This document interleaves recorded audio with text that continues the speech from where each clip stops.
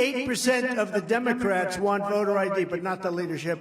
There's only one reason you don't want voter ID, because you want to cheat on elections. I just want to find 11,780 votes, which is one more than we have. Marjorie Taylor Greene, you happen to be here. And the so-called plane that crashed into the Pentagon. It's odd, there's never any evidence shown for a plane in the Pentagon. Yes,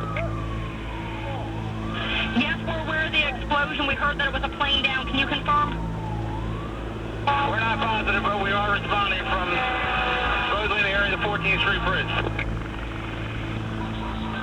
Engine 101, did it crash over in the area of the Pentagon? Is that correct? We're looking at confirmation on the location. Engine 108, we have a report of a plane crash somewhere in the area of the Pentagon. We're trying to get further. Would you like to run for the Senate? And I will fight like hell for you. I truly believe our country is doomed. I think it's doomed. Prosecutorial misconduct is their new tool, and they are willing to use it at levels never seen before in our country. We've had it. Since the election, and in fact, as I said, since the middle of October, roughly. And it was a little getting awkward because obviously he had lost the election and I hadn't said anything to him. And so Cipollone said, you know, I think it's time you come over here. And so I came over to meet with the president in the Oval Office, and Meadows and Cipollone were there.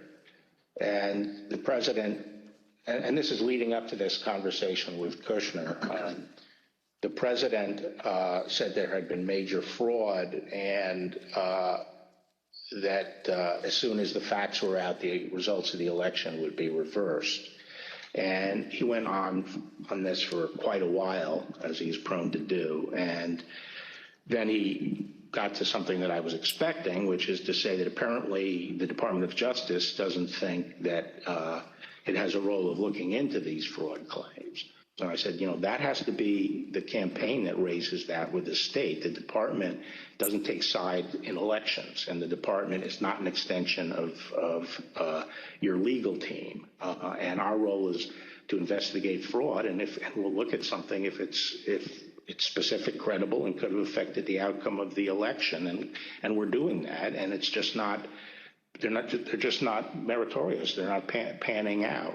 And as I walked out of the Oval Office, Jared was there with Dan Scavino, who ran the president's social media, and who I thought was a reasonable guy and believe is a reasonable guy. And I said, how long is he going to carry on with this stolen election stuff? Where's this going to go? Is it true or false that in the months leading up to January 6th, dozens of courts, including state and federal courts in Georgia, rejected President Trump's campaign's efforts to overturn his loss to Joe Biden? House Manager is recognized for 5 minutes. Mr. President, Senators, that is true. That's true. I want to be clear, though, that we have absolutely no problem with President Trump having pursued his belief that the election was being stolen or that there was fraud or corruption or unconstitutionality. We have no problem at all with him going to court to do it. And he did, and he lost in 61 straight cases, in federal court and state court, in the lowest courts in the land, in the U.S. Supreme Court. He lost it. He lost in courts in Pennsylvania, Arizona, Georgia, Michigan, Minnesota, Nevada, and Wisconsin. All of them said the same thing. They couldn't find any corruption. They couldn't find any fraud, certainly nothing rising to a material level that would alter the outcome of any of the elections. And there was no unconstitutionality. That's the American system. A week of attacks on prosecutor Alvin Bragg crossed into reckless incitement after midnight. Look at this. It's an early morning Truth Social post from the former president insisting any charge in the hush money case could unleash, quote, death and destruction.